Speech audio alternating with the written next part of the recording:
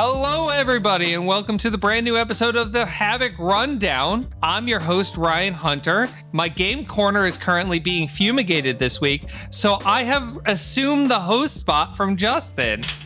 I'm joined by my favorite people as usual this episode, Ashley, Thomas, and Tony. Everybody say hello. Hello. Hi, everyone. Fumigated? Is that your excuse? Hey, you don't want to know what was growing in there? You don't. It was terrible. I'm sorry I brought you guys in there every week, but it'll be better next week. Don't worry about it. We're kicking off something really exciting. It's our Robots Around the World, TM, summer special, where we'll be talking to teams from across the globe who are bringing their own flavor of mayhem to the combat robotics scene. And we're going to start with Canada. To start things off, we're talking to Brad, Matt, Brian, and Jeremy that make up Team Unforeseen Consequences.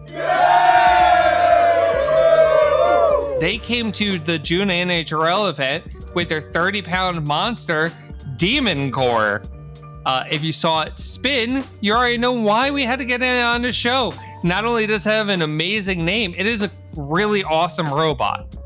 We've got a really great episode ahead. We have some deep dive questions in the 5 in focus and a fully loaded listener bag. So let's start. So hi, Team Unforeseen Consequences. Sorry, Team Unforeseen Consequences. How are you doing? Great, fantastic. Awesome. You are a Canadian team. You created Demon Core. Can you tell us more about yourselves, your backgrounds, and how you got involved in combat robotics? Well, I guess I'll go first since I've been doing this the longest. So I'm Brian. I help run Kilobots events in Calgary. I've been going to Kilobots events in Saskatoon since like 2016 at this point. They've been running them there forever. So I'm based out of Calgary. We have folks from Edmonton and Kelowna on the team. So I don't know, we're as far as like 7 or 8 hours drive apart from one another, but still collabing on the bots from just folks we met at Kilobots events, getting together, smashing one another's toys, the usual. Awesome. How the best friendships are formed. Oh, yes. Absolutely. And in the pits, putting them back together. Yes. Yep. Who would like to introduce themselves next? Matt? Sure, I'll jump in. Kilobots is the reason that I'm here today because I did go to my first event a few years ago. I built a 1-pound robot called Flesh Wound after being on the fence about building a robot for forever, basically. It was a horizontal spinner, and its whole big shtick was that it had red PLA, but then spray paint over top of that. So every time you'd hit Flesh Wound, it would get a Flesh Wound. Wow. That's awesome. I later learned you're supposed to hide the damage on your robot and not display it, but here we are. Telling people to do that gotta at start NHRL, but no one wants to do it. That's really awesome. I guess I can chime in next. I don't know. I started in robotics with First. That program, I know there's a lot of builders that used to do that. And then my first combat event was actually the same one as Matt's. And I think we had our first fight was against each other. So that was...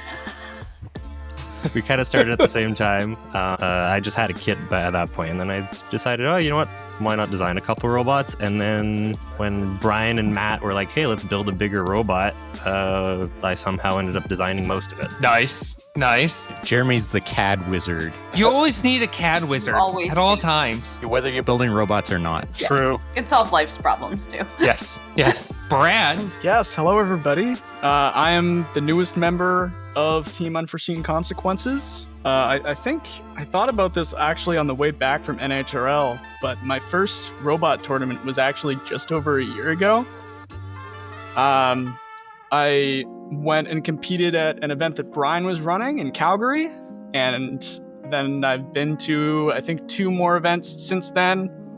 And working on my second robot now. And I saw what these guys were building in our Kilobots Discord, saw some pictures of it, and I said, well, that just looks gosh dang awesome. I want to see if I can be a part of that. And wouldn't you know it, they were nice enough to have me jump on board. Well, we'd seen what you were building with other stuff, and being the only actual bona fide engineer on the team, we were very grateful to have you and your sage advice. Yeah, happy to help. Happy that the degree is getting some use. All right. Can you tell us about Kilobots? So Kilobots was started a long, long time ago at the University of Saskatoon. I mean, they were fighting bots back before the BattleBots, or I think concurrently while the original run of BattleBots was happening. So the cutting edge for small combat robots was still basically RC cars with cereal boxes and crappy little buzzsaws on them. And the arena wasn't enclosed for their first event and stuff. It predated safety, So the 80s and 90s they've in been general. doing it forever.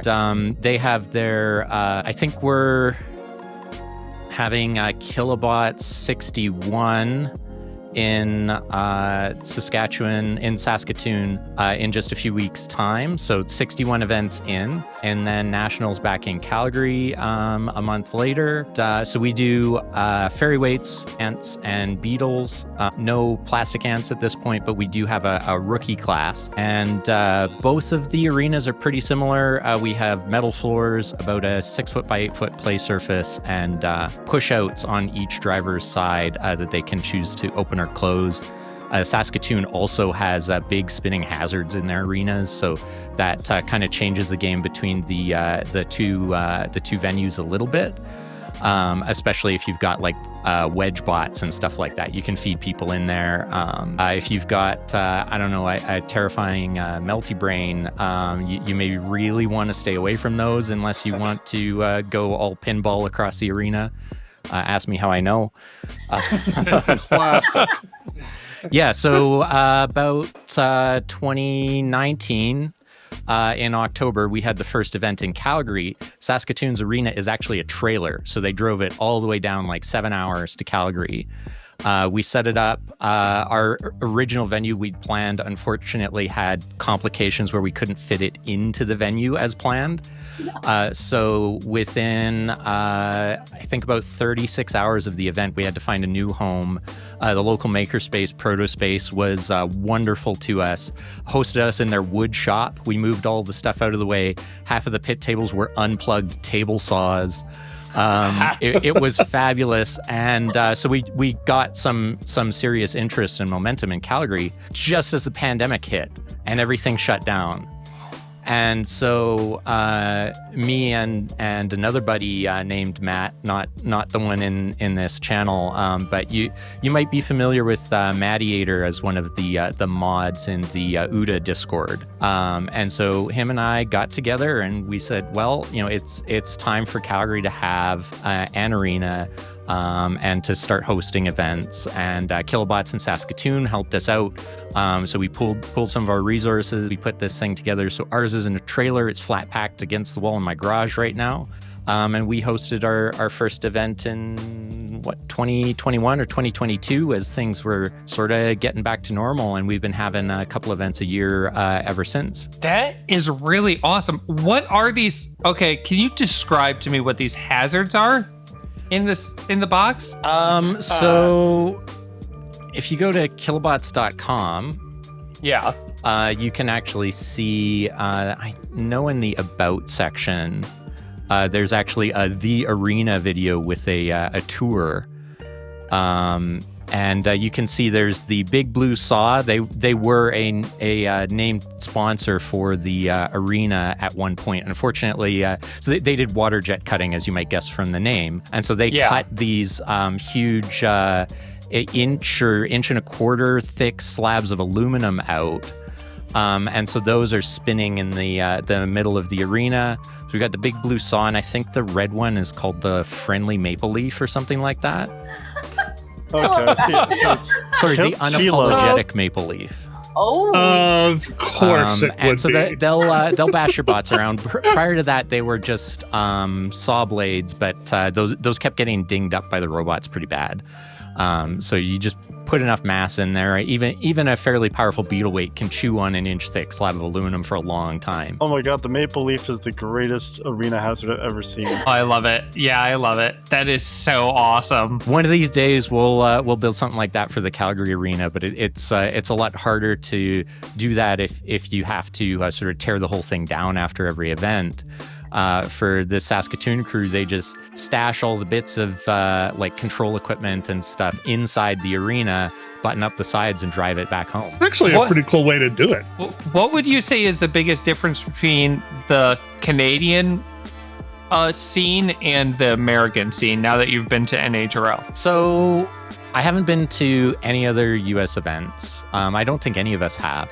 Went to Robo sorry, Games we did go to Robo Games, but Robo Games and NHRL are both of a very different scale to like a local kind of community event. But from what I've seen from like live streams of other events, it's fairly similar. You get a few dozen builders together. We've been hosting ours at like maker fairs and the local science center where I work.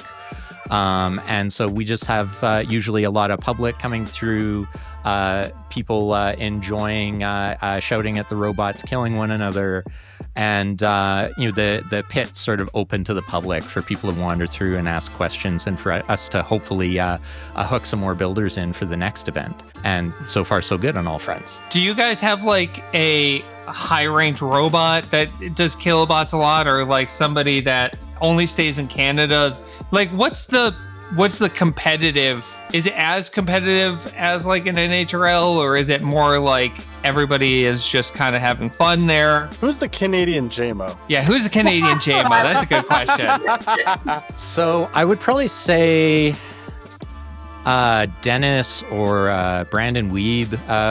Brandon's been out of the game for a little bit now, but he built some incredibly awesome robots at Kilobots for a time. Scary Thing was this beetle weight with a drum so big that the rest of the chassis was like flimsy. The ultimate glass cannon beetle. Launching bots into the ceiling with enough force to like shatter lights and stuff like that.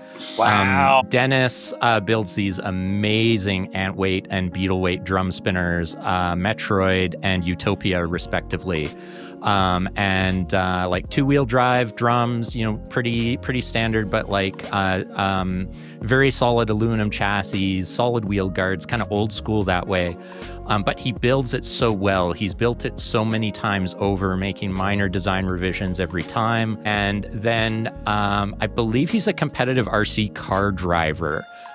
So you put a radio in his hand and he'll just drive circles around the rest of us, frankly. Like, you can have a robot that you think is a good match in the sort of rock, paper, scissors game of combat robotics. And there's still some folks, of course, that can just beat you on driving alone. Yeah, the crazy thing about Dennis, too, is that I don't think he ever uses CAD for his robots. He does all of the drawings by hand and then mills them manually. Well, have you seen his latest progress pictures? He has have, 3D yeah. printed bits inside, so he has to be CADing some of it now. No, but what he's doing is he's creating the shapes in the Bamboo Lab slicer. Beautiful. That's He's not even fantastic. CADing them. Yep.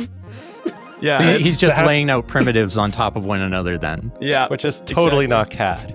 Tinkercad No. does it. Totally not CAD. If it works, it works, though. Like, I think from what I saw, he's built some things for like motor mounting and maybe for the battery box or something like that at this point. Like the guy has a formula that works for him. He's comfortable with the manual mill, clearly, and then some. Yeah, like his bots are scary. They keep working. He's somebody who definitely inspired me at my first few events, and I even made an ant weight drum spinner that may have looked a lot like Metroid, and then didn't drive it half as well as him.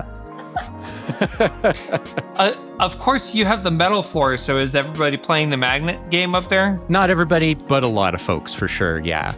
And then I get to play the grinding the burrs off it between events games. Nice. That's always fun. You eventually learn, like, some of your opponents just seem to have stickier, better traction robots than others, and eventually you get pulled into the magnet game. It comes for us all. Yeah. I don't know. I like the plywood. There's something about plywood that I like.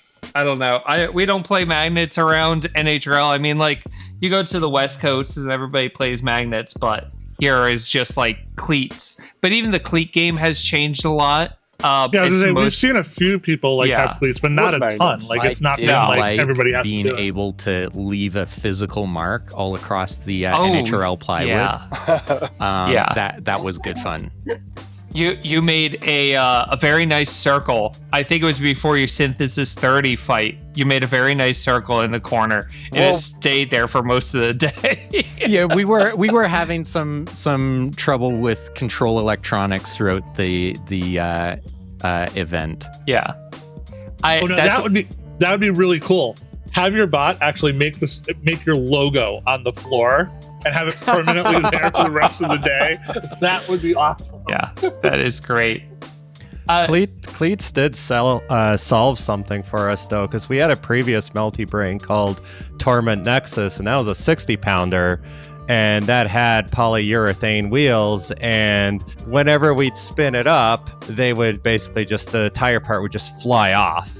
And we think we can solve that now, but the best part is no parts, so having cleats means no tires and plenty of traction. We can spin AR500 at as many RPMs as we want, and it's not going to stretch. Yes, this is true.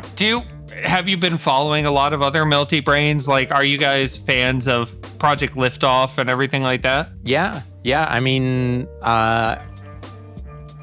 gosh, when did I build my first Melty brain? I want to say like 2018.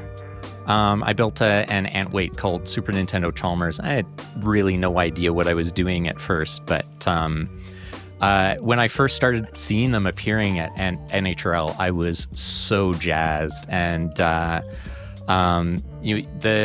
Beetleweight ones, like Project Liftoff, like really scary. I forget what they named their one that they even had automated. It was just like flip a switch and it took off on its own. That was wild.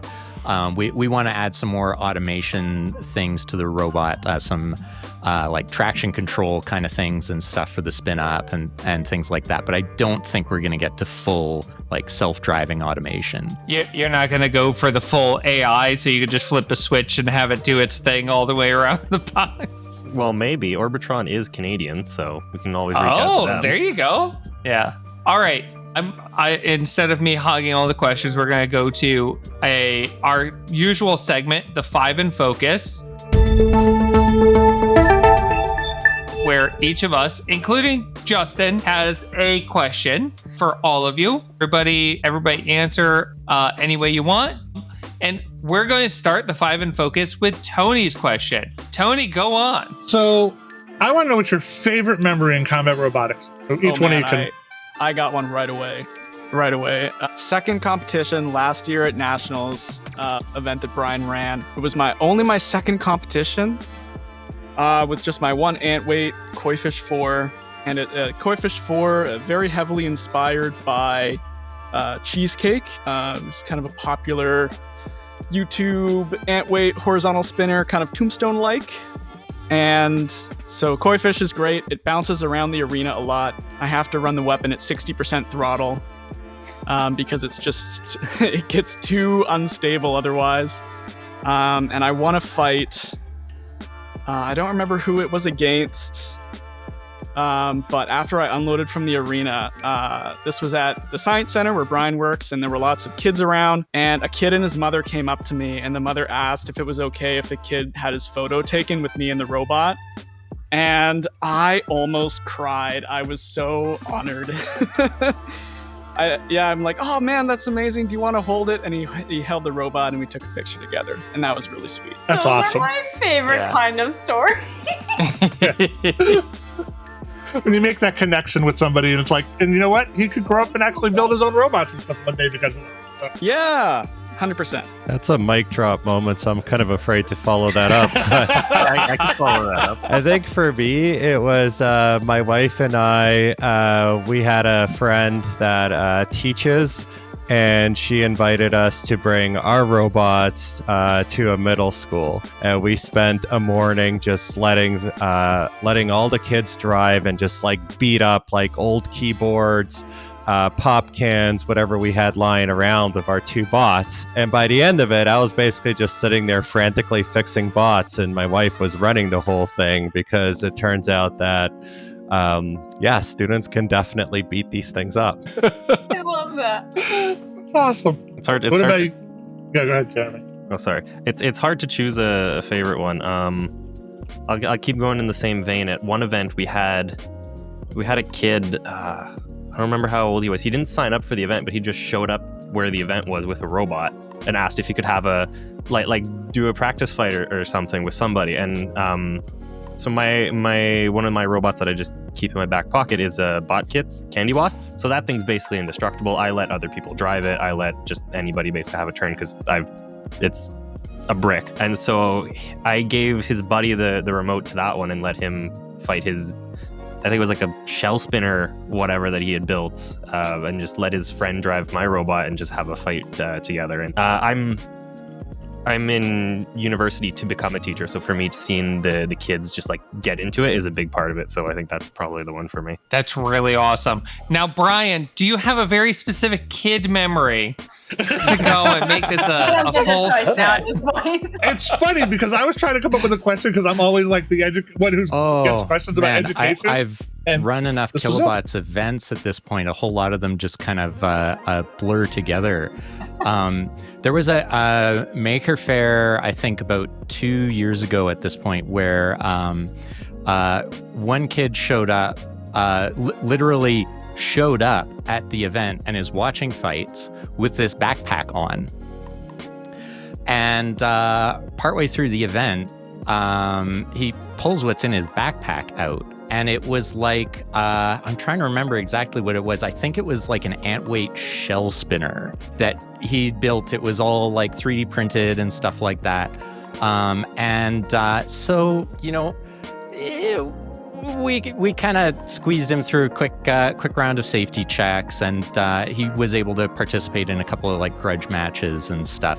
It wasn't maybe the safest kind of robot. I'm not sure he completely read all the rule sets. There were some issues loading and unloading, but had a blast and has been to every event we've held locally ever since. So that was good fun, getting another person going in the sport, but just like shocked to see somebody show up with like a ready to run, completely unique design robot at an event without registering. Same story, different perspective. Yeah.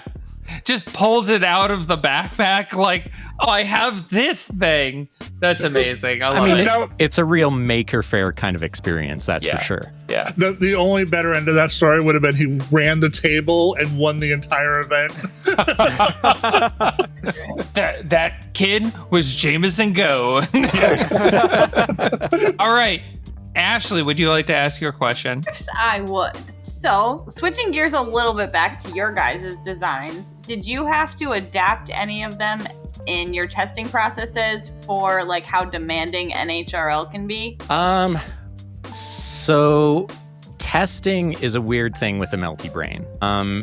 Some of the code goes back to that Super Nintendo Chalmers ant weight, which I'm still iterating on. But we're using different sensors, so things are a little different for sure. Communicating with a VESC is a totally different beast from just talking to a little FPV ESC. So, that we have to test it, but it's scary as all heck. So fortunately, I was able to score a decommissioned exhibit from work that had a 1/2 inch thick Lexan front panel on it for the display. So I made that into a test box at home. It's got only about 3 feet by 4 feet of play area, but it's even got the same gauge of steel floor and kick plates as our main arena. It probably isn't held together with enough deck screws, and the OSB that the sides are made out of is definitely not even as thick as the Lexan in front, but it's better than nothing. And so for spinning the Melty Brain, we've actually got a whole additional shell that's been 3D printed and is missing all of the tooth features on it. So it's printed almost solid, still the better part of a whole inch thick all the way around. So we can get the thing up to speed in the test box. We didn't have as much time to test it between sort of completing the robot and the event as we would have liked. But we were able to spin it, translate it, confirm that things actually work even at 3,000 RPM. But ultimately, testing it against competitive robots when there's nowhere within an easy drive that we can go to compete at 30-pound scale, we just had to bring it at NHRL, and we ended up coming away with some good dings on it.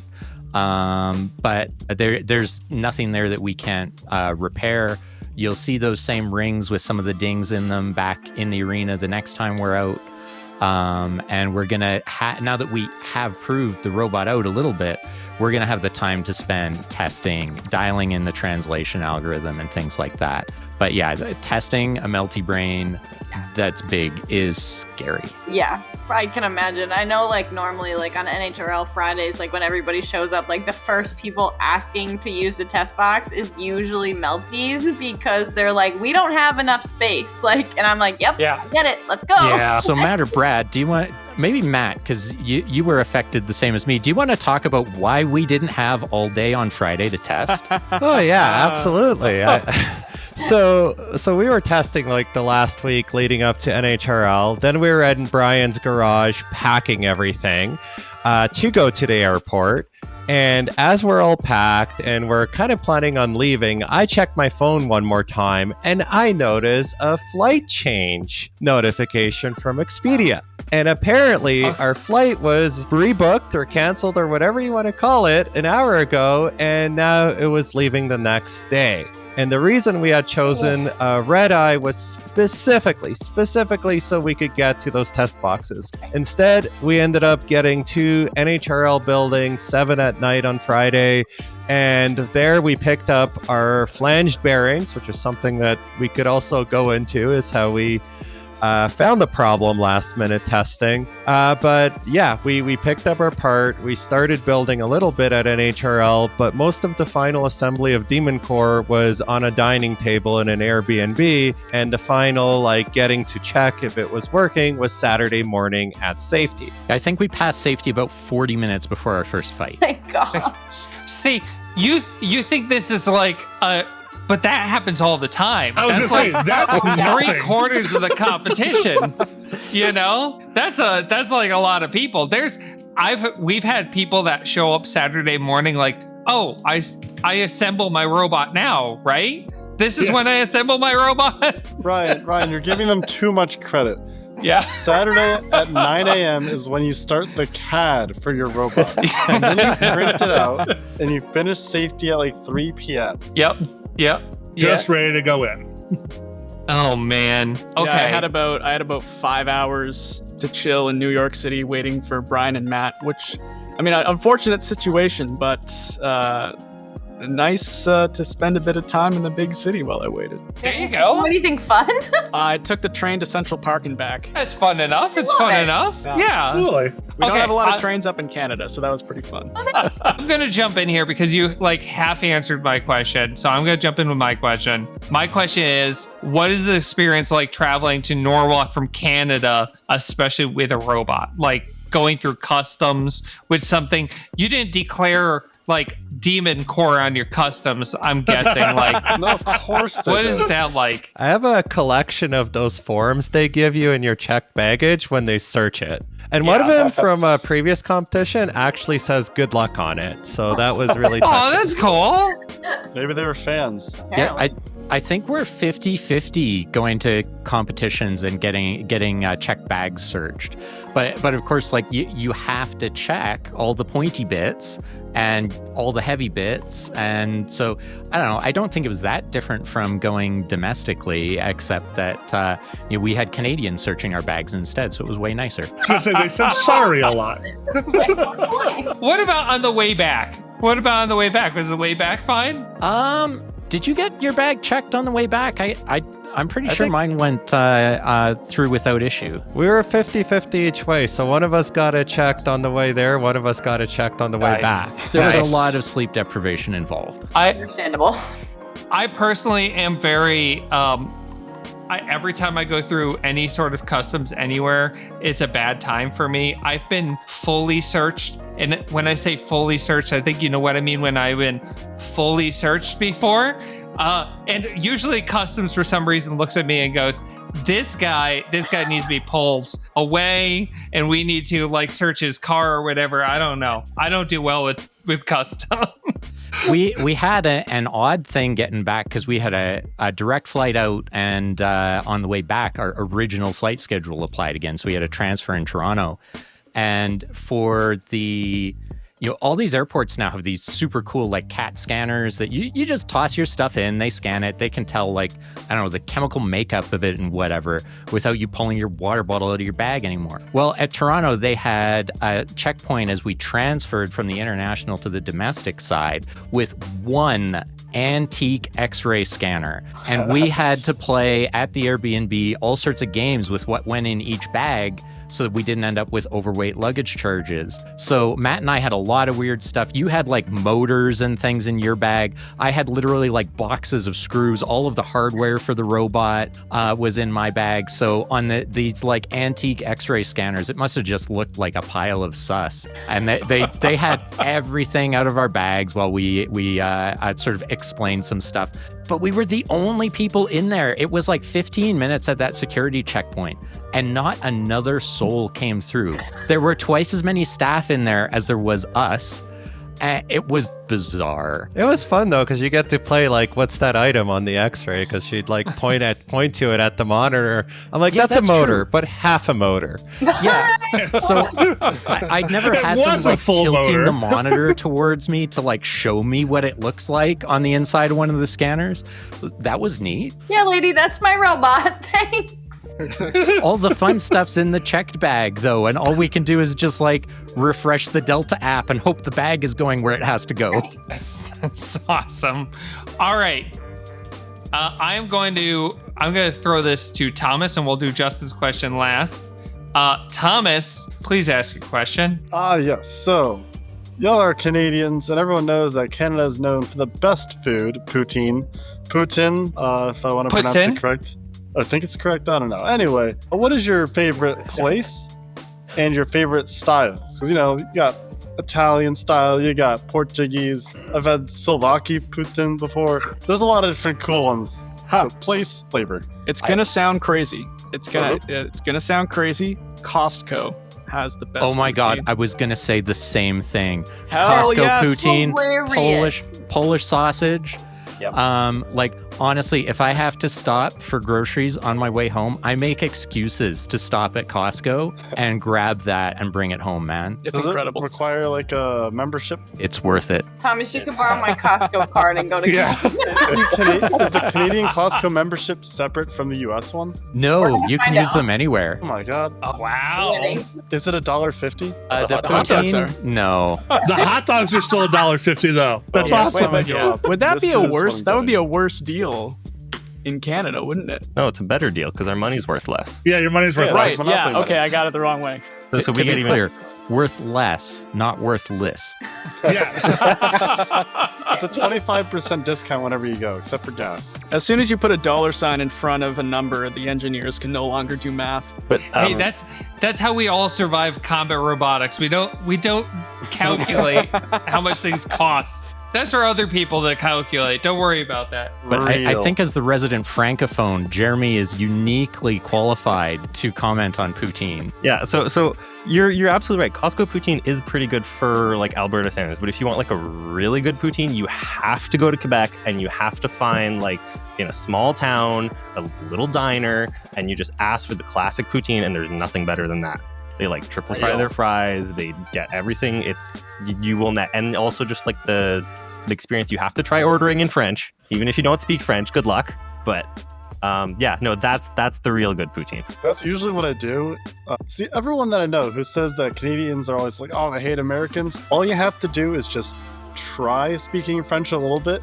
And if you do really poorly, they'll just start speaking English, but they'll appreciate it. I think that was the best poutine I ever had. I went to this little Costco. island like right Put above this on my Quebec list. City. Yeah, it was like the fries had the cold cheese, and it was duck fat. It was actually pretty good for my first main real attempt at It is one of those Canadian delicacies. It's so damn good. All right, I'm going to end us with Justin's question before we go to the mailbag. Justin asks, Demon Core is a bold concept. What was the biggest unknown or risk you faced in the design or build process, and how did you work through it? Well, again, because Demon Core is a new robot, but we did have Torment Nexus to test out a lot of stuff on. The biggest unknown for Demon Core was, I don't know, probably How to stop it from self-destructing on every hit. Torment Nexus, we learned a lot there. Like the physics of what makes a strong part at an ant or a beetle weight. It's just the intuition is so different from those little guys. We made some mistakes there, and we ruined a fair few parts at RoboGames. But that led into a lot of things that Jeremy had to work with, sitting down and working on the design. Tell me about the outer ring thing, the outer ring of the Demon Core, and also, are you going to make it more round next time so you don't do the thing like you did? Okay, so the outer ring out of Demon Core is made out of the same billet that Torment Nexus was made out of. So basically, we just bought this billet, we bought these two billets, we made Torment Nexus, and then we had the leftover billet because we water jetted it first. And then so that kind of dictated our size, right? Because we're not going to buy another $1,000 billet for this when we already have the one. And now we're out of billets. So until those rings are no longer usable, they're pretty much going to stay the same. We were talking about rounding off along like the vertical axes just to make the edges round. Because we didn't do that the first time because machining that is very complicated because most of the machining was done on a Tormach 1100 through my university, which is not big enough to fit Demon Core or even less Torment Nexus in them. So we had to machine them in like quarters. So you do like half of one half and then you rotate it 180 degrees and then you flip it and then you rotate it again. So it's very hard to do any kind of non-vertical surface features on that. But we might be able to round off the edges for just not do the thing next time as much. What I if think you just thread a bolt in? the walls are always going to give us an issue. But Say that again, Thomas. What if you just thread in a bolt? That was one of our options. I made a whole PowerPoint of various ways to not do the thing, and that was one of them. We've been thinking about it. Yeah, if you hadn't guessed, we were not thrilled with that part of our performance. But it was also, it was something that we knew was a risk going into it. But we knew we had a like basically an inch of aluminum all the way around for folks to chew on otherwise. So, let's bring it on. We'll find out if it's actually an issue, and we'll spend the time to solve it now. Yep. Hey, I appreciate that you had Brandon with Prime Hita try to hit it off and everything like that. That's always good sportsmanship. Did you to just like keep going? Phenomenon from here? Yes, I did. I'm sorry. Wow. I'm very sorry. My brain is fried. I don't know what to tell you.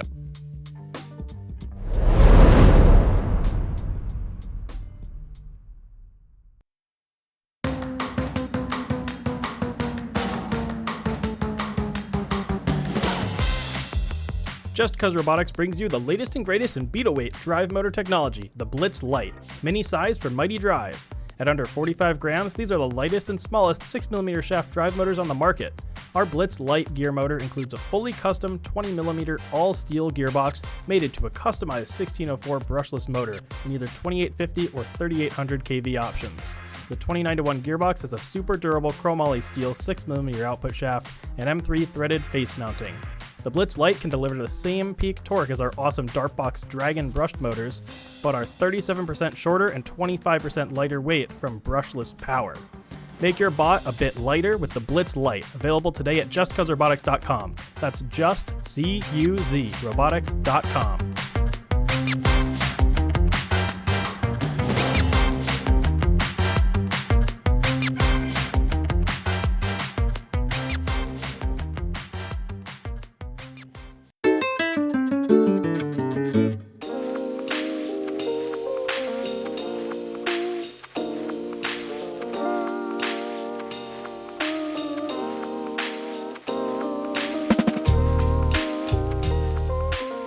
Hey there, bot fans! Are you ready to take your love for the Havoc Rundown to the next level? We've got a ton of ways for you to join the action and support the podcast you love. First, connect with us and fellow robot combat enthusiasts by joining our Discord. It's the perfect place to talk shop, share your favorite bot moments, and stay updated with the latest news and events. Make sure to follow us on Facebook to stay in the loop with episode updates, behind-the-scenes content, and community highlights. It's all happening right there. And if you want to show off your Havoc Rundown pride, check out our merch store on Bonfire. Right now, we've got the official Havoc Rundown logo tee waiting for you. Head to bonfire.com/Havoc-Rundown-T to grab yours today. But wait, there's more. You can also support us directly through our Buy Me a Coffee page at buymeacoffee.com/Havoc Rundown. Every contribution helps to keep the sparks flying and bring you more amazing content.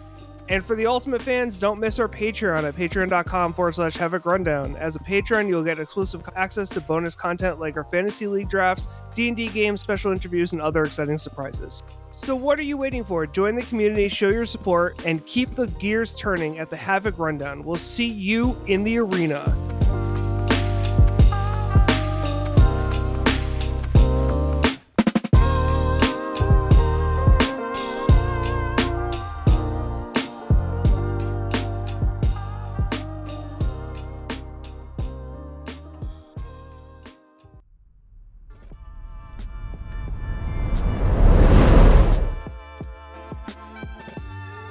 On that bombshell, let's move over to the listener mailbag. You've reached the voicemail of the Havoc Rundown. Please leave your message after the tone. So first in the listener mailbag, we have Julian Papazian, builder of Mako, who says, awesome robot. Are you even able to test a robot like that before you go to NHRL? If so, how terrifying was it? I think you kind of answered this already, but... Terrifying. So how many of you were actually arena side to hear it IRL? Anybody? Or y'all were upstairs? Yeah. I did not. It sounded terrifying. There's something about the harmonic of the cleats drumming on the floor and the two teeth slicing through the air. It sounded like some sort of horrible, like a monster from a like bad Star Trek episode that you'd never quite see in focus in the camera or something. It had this sort of thrum that even in the test box, it had me nervous, and I was the one on the sticks, and I found it scary. Yeah, like picture it was probably like 11 at night or possibly later. And we finally get to testing it again days before NHRL. And the first time that Brian was able to push that throttle all the way was one of the coolest and scariest moments in like the entire time I've been in combat robots. And we had flopped a scrap of OSB in the bottom of my test box to cover up that steel floor. And it shredded it. We were shocked by the amount of debris that it kicked up. But yeah, like as I said before, testing a Melty Brain outside of NHRL's lovely cages is a scary beast. That's so awesome. Project Liftoff is one of those robots where after you hear it once or twice, you can just identify it from across the entire building. Well, hell yeah. As you keep fighting, people will just be like, oh, I know what's in the cage right now, and then just run towards it. So I was in the merch shop after we were eliminated, and getting some NHRL swag as you do. And I get tapped on the shoulder by the cop that's at the event, and I'm like, oh no, I'm so exhausted. Have I put something in a pocket without noticing or whatever? I'm not thinking straight.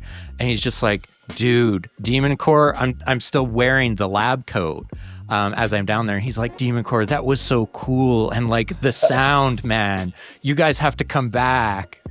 It's a different sound. I think my personal favorite camera angle from the event is the overhead camera, because that one has the best sound recording of it. And oh my gosh, the hits and the thrum from those cameras was I've watched it quite a few times. That's amazing, guys. All right, our next question is from Ninjago Man. Is there any uranium in it? If not, what's the densest element in the bot? Well, I actually saw this question ahead of time, so I checked my work. Unfortunately, the correct answer is the most boring thing, because y'all have the same densest element in your robot if you have a PCB with plated through-hole vias on it. It's gold. Gold is denser than even uranium, I believe. Also, Demon Core was plutonium. Yeah, it was. Thank you for playing my game of pedantry. What I didn't say it before, but Demon Core is such an awesome name. It's such a cool name. I love it. All right. Megan, our queen of robot rumbles, says hello. And she also asks, what made you decide to build a 30-pound Melty Brain in the first place? And did you have any naysayers who thought it wouldn't work? Do you have any other Melties besides Demon Core? I have another question, but we'll finish those questions first. Yeah, well, so originally, I guess you can go back and do a little history lesson here, is we wanted to build a big robot. That's where we started. We were like, okay, we want to build a big robot to eventually, if BattleBots ever returns, compete on BattleBots. What are our options? And Brian already had a Melty Brain, and RoboGames was coming up, and we're like, okay, what's the smallest weight class that gets you in the big arena at RoboGames? And that's the 60-pound class. And we're like, well, we can make a Melty Brain, because that's fairly simple. And so that was kind of the inception for, hey, big Melties. And then why Demon Core specifically? Well, we had the billets already, kind of thing. The CAD for Demon Core had actually been started before Torment Nexus competed. The CAD for Torment Nexus was basically done. We were on to semi-final assembly and testing for that before RoboGames, and I got bored one day and I decided, hey, I'll take what's left and crank out a 30-pounder just to see if the weights work with what we have. And then it kind of did. I showed the picture to the team, kind of left it to gather dust, fought with Torment Nexus. And then a couple months after that, we're like, hey, that 30-pounder, NHRL. And then it doesn't help that RoboGames did what RoboGames does and has sort of disappeared back into the hedge for a while. I was going to ask, arena breaches? Is that what RoboGames does? Sorry. I mean that, and like, I don't know, I've never inhaled that much lithium smoke in my life, and I pray I never do again. But we have a semi-functioning 60-pound Melty Brain if NHRL wants to do something. Yeah, or, any of you BattleBots teams out there listening and you need a mini-bot, a 60-pound Melty mini bot. feel like if we tell Megan about a 60-pound Melty brain, she will ask NHRL to do something to let you guys use it because she's literally obsessed with Melty brains, and that's gonna blow her mind. I mean, Matt or Brad, didn't one of you already have that exact conversation with her? Yeah, she's excited at the idea. So, you know, I figure the more you throw it out into the universe, the more likely it is to actually happen. Maybe she can arrange a rumble for you guys to come and Like people can just drive into it. Maybe Yeah, you'll a need 60-pound multi-brain. an exhibition fight in the weird part of the night. There you go. Those days. Instead of having the little beetle bread weights, we have the 12-pound robots in there with the 60-pound demon core. Yeah. Okay, Megan's last question is, what toppings would go on a demon core pizza? Very important Lots question. of sawdust. So Parmesan cheese. Yeah. I was gonna say round things so it stops doing the thing. Pepperoni. I think it has to be a round pizza that's cut into square slices for irony. Yes, I love it. So good. I think that's a style somewhere. It's probably one of the weird styles. That's awesome. I love it. All right. V says, hey guys, I was really impressed with Demon Core's performance last NHRL. I was wondering, it has always been an unwritten rule that Melty brains tend not to scale as well into higher weight classes. What challenges did you run into and how did you overcome them? Well, the motors trying to destroy themselves in testing was definitely one of them. We didn't encounter this issue in Torment Nexus because the motors were flipped the other way. So they were being compressed by the G-forces instead of pulled apart. But on Demon Core, they're the other way for a whole bunch of reasons. I could talk about it for an hour, the reasons why we changed that. Basically comes down to space. But in testing, we found that the stators would pull themselves apart because of the G-forces. Like the coils would literally pull away from the end cap. And oh, my bad. That is crazy. That is a physics that I didn't even picture in a Melty brain. So that's insane. We've had to be making very deliberate design decisions about the G-forces because things scale badly for us because the diameter is so large. So the RPM that we're spinning the chassis at is pretty similar to my ant weight, but the diameter is much larger. So instead of components experiencing, 400 Gs at the outer edge of the ring where I have my batteries mounted on the ant weight, the ones that we have are experiencing more like 2,000 Gs or thereabouts. Picture every component of your robot trying to pull itself apart with 2,000 times the mass of it. So our 1 pound stator core was trying to peel itself off the motor with, 1,000 to 2,000 pounds of force. Plus, the whole thing is rattling the entire time. So yeah, it was pretty nuts. We had to make a last minute pivot to control that, to keep the rest of our 6 custom-made motors intact. Brian actually had to machine the stators to add a flanged bearing. And he had to do that basically in one crazy evening. And then the bearings we had to get shipped to NHRL, which is why we couldn't do assembly till the day of. Another thing we had to consider is battery orientation. Because of the G-forces, if they were in any other orientation, they would probably instantly just squish themselves and catch fire. So what orientation are they in? I've never seen the inside of the robot. So if you picture your lipo pack as you have those stacks of sort of foil cells inside. Yeah. If you were to put it on the table with those cells sort of stacked one on top of the other, then you've got 1 G of force sort of just squishing those together nicely, making a nice, neat stack. That's what we did, but there's 2,000 Gs applied to it. If you apply it sort of on the edge of those cells, instead of just being pressed against one another neatly with all of the internals of those cells sort of stacked, they're going to be trying to squish and fold and crinkle. And because it's all foil and stuff inside, foil and insulators and stuff sort of alternating in layers, if that crinkling happens, the odds of a short happening is probably very high. That is crazy. The physics that goes onto it is just insane. The insides of the geometry, it looks roughly hexagonal inside, so we have flat faces for the batteries, but the angles are not 120 degrees per side. They're not quite even. Jeremy very specifically oriented the batteries so they are like exactly pointing towards the center line. You know, obviously at the outer edge of the like, I guess the front or back corner of the battery, it's still, you know, not being pulled directly away from the center, but it's as close as we can get without somebody manufacturing a banana-shaped battery. Soon. If somebody knows a guy, let me know. I mean, any battery is a banana-shaped battery if you just give it a bend. You just bend it. It's just fine. It'll be fine. Just bend it. I mean, Tormund did do that in our most successful spin-up. We did end up with 2 batteries we had to toss because, they were no longer anything resembling straight.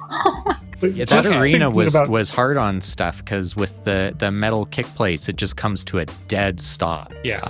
Okay. Our last question is from Brandon Bennett Young that does not have Promheta, but does have Phenomenon. And he asks, what drew you to this archetype? And can you tell us about the larger robot that Demon Core's parts were made from? Well, you told us a little bit about it, but yeah. You know what? Let's go on to his other question. If you could think of one other robot archetype component that you would want to add some greater control sensing to, what would it be? I mean, I have a fairy weight and I would love for it to actually drive straight. So that's going to be my next project, is have some sort of sensor. Well, we've done good work with a gyroscope now. There you go. There's a gyroscope inside of... I'm assuming there's a gyroscope inside of Demon Core. I'm sorry, I've never built a Melty brain that is like way above my brain level at this point.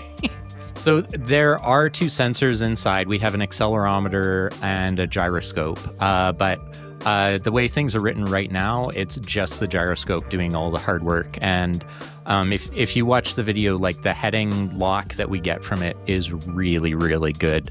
This gyroscope is not cheap, but oh my gosh, it is worth every penny for building a Melty brain at this scale. I don't know, Brad, if you might want to... I know our last internal meeting, we talked a little bit about future sensor tech with some of the wheels and some other potential things we're looking for. Brad, most of that went over my head. Do you want to talk about that?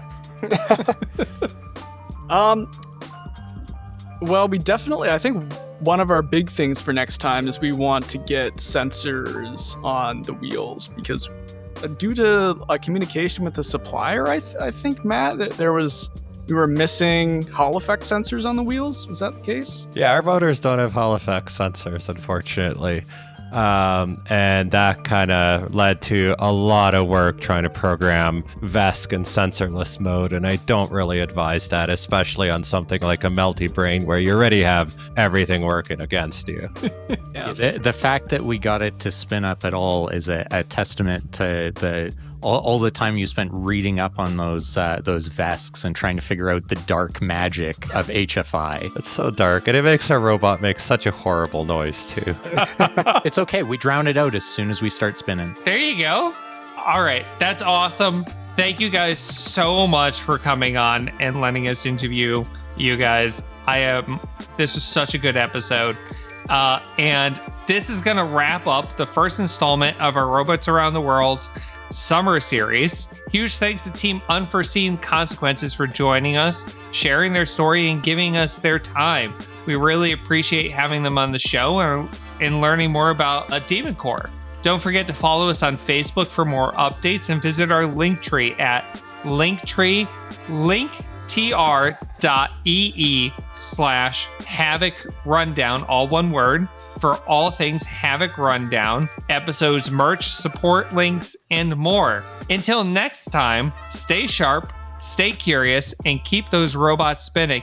Everybody say goodbye. Bye. All right, have a good night.